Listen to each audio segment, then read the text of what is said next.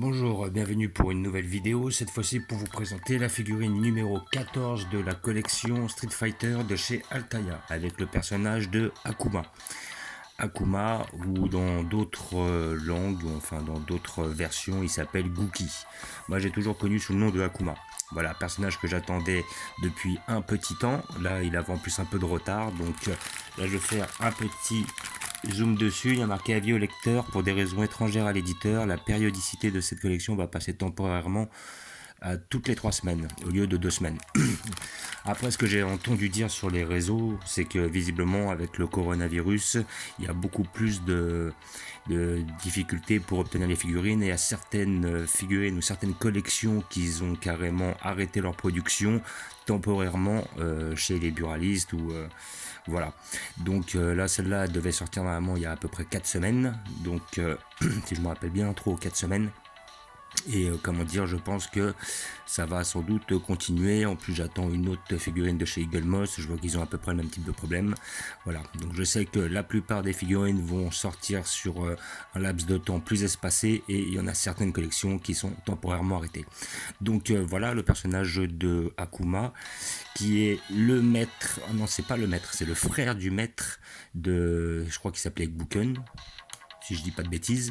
C'est le frère du maître de Ryuken. Alors moi j'ai toujours cru que c'était le maître de Ryuken, vu que les techniques étaient très similaires.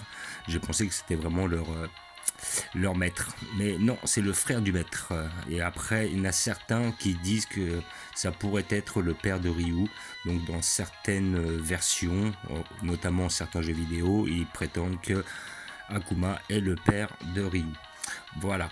Donc nous allons l'ouvrir pour voir ce que ça donne. Comme d'habitude, figurine qui sort chez votre marchand de journaux pour la somme de 11,99 €. Et elle a l'air d'être bien réalisée.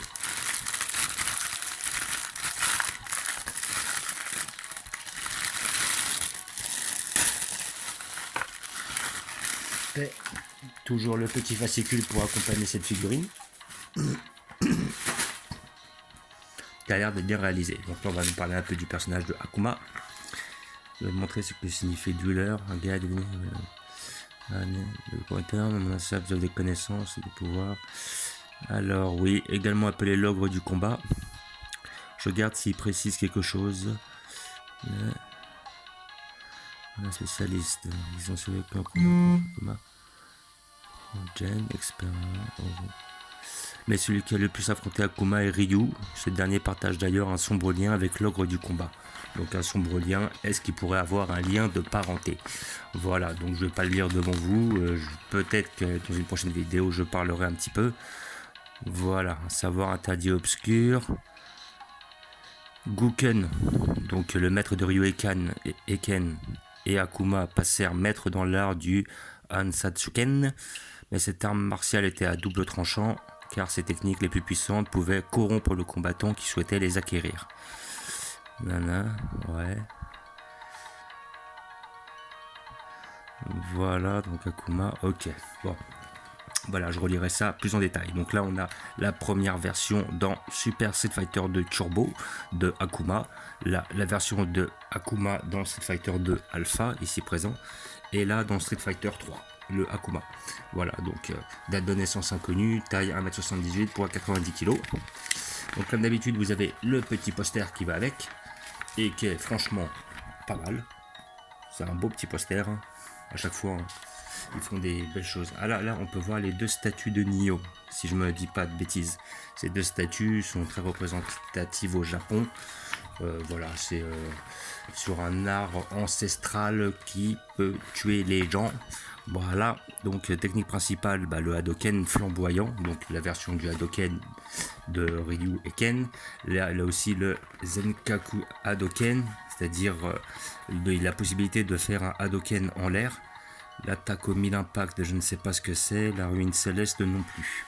Mais je me rappelle qu'il avait des techniques très proches, hein, comme le fameux coup de pied ou alors l'uppercut qui monte très haut. Voilà.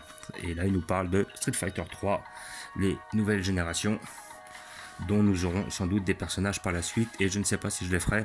Je sais déjà que je vais minimum continuer la prochaine parce que c'est Honda qui sort en principe. Donc Honda, je le veux vraiment aussi, hein, vu qu'il fait partie des 8 de base. Et je sais qu'après ça sera Sakura qui sortira, et après Tiank. Et Tiank aussi je voudrais le prendre, hein, vu qu'effectivement j'ai déjà Camille et Fei Long. J'aimerais bien voir les 4 personnages de Super Street Fighter 2. Donc nous allons ouvrir cela pour voir ce que ça donne.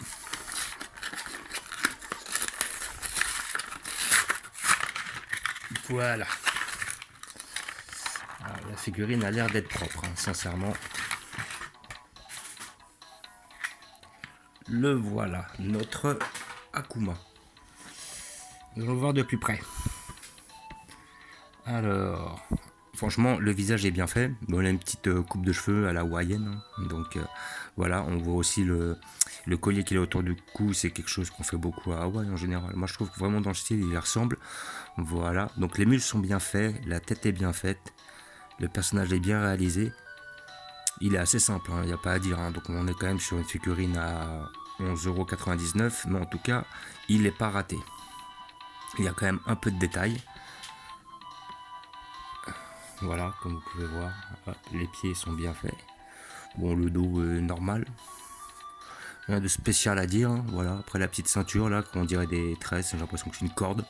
Voilà, là après on voit bien ces straps là au poignet vert, on dirait plutôt des cordes qu'autre chose. Je ne sais pas de...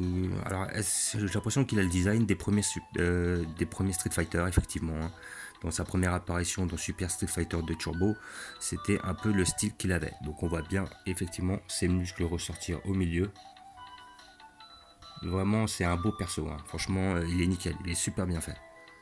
Sérieux, franchement au niveau qualité-prix, je suis extrêmement satisfait. Et c'était un personnage d'anthologie que je souhaitais absolument.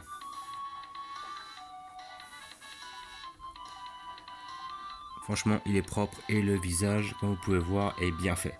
Voilà, avec ses petits yeux noirs là, tout ça. Déjà qu'il avait vraiment un style très agressif à travers le jeu. Ah, franchement, elle est très très belle. Je suis satisfait de cette acquisition et je l'ai longtemps attendu. Hein, parce que c'est vrai que là, j'ai même eu peur qu'ils arrêtent la collection. Voilà. Donc on a le personnage de Akuma, hop, Capcom, année 2020. Comme d'habitude, je vais vous montrer où je vais la placer. Donc comme je vous disais, hein, figurine qui sort normalement toutes les 2 semaines chez votre marchand de journaux pour la somme de 11,99 €, ou sinon vous pouvez la commander sur le site de chez Altaïa, mais je pense qu'il faut maintenant s'abonner. Je suis pas sûr que vous pourrez les commander à l'unité. Sinon vous pouvez aller voir sur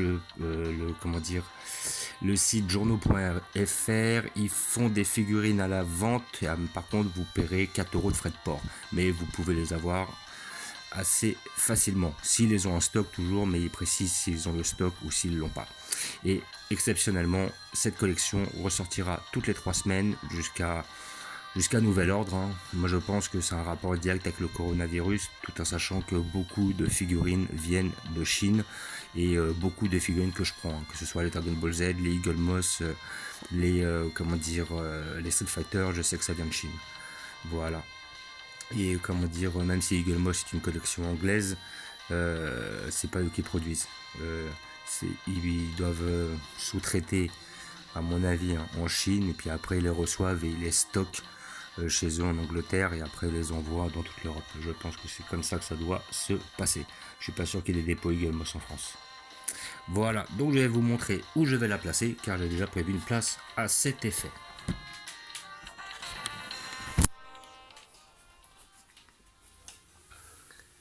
Elle ira tout devant, voilà, à côté de Ryu. Alors peut-être que j'essaierai de mettre le Ken, pas loin, voilà. On verra pour la prochaine fois, dès que j'aurai la prochaine. Donc maintenant vous avez la collection qui prend de plus en plus de place, hein. Vous avez le Balrog devant, le Dalsim, la Camille, le Ryu, notre fameux Akuma, Chun-Li, Fei Long, Zangief. Derrière vous avez le Ken, le Vega, le Bison, le Sagat, le Guile et le Blanca. Voilà, et vraiment elle a pas mal de style, hein. Franchement elle est belle, hein. Il est vraiment bien fait et bien réalisé. Jusqu'à maintenant j'ai pas été déçu par cette collection. La plupart des figurines je les ai trouvées très belles, elles sont pas trop foirées. La seule petite déception reste sur le Zangief quelque part, parce que je le trouvais un peu léger, mais sinon il est pas mal fait, mais il n'est pas exceptionnel non plus. La plupart des autres figurines étaient quand même, à mon goût, bien mieux faites et bien plus stylées. Voilà, donc comme d'habitude, je vous remercie d'avoir regardé. Je vous dis à bientôt. N'hésitez pas à vous abonner ou à mettre des pouces. Et je vous dis ciao.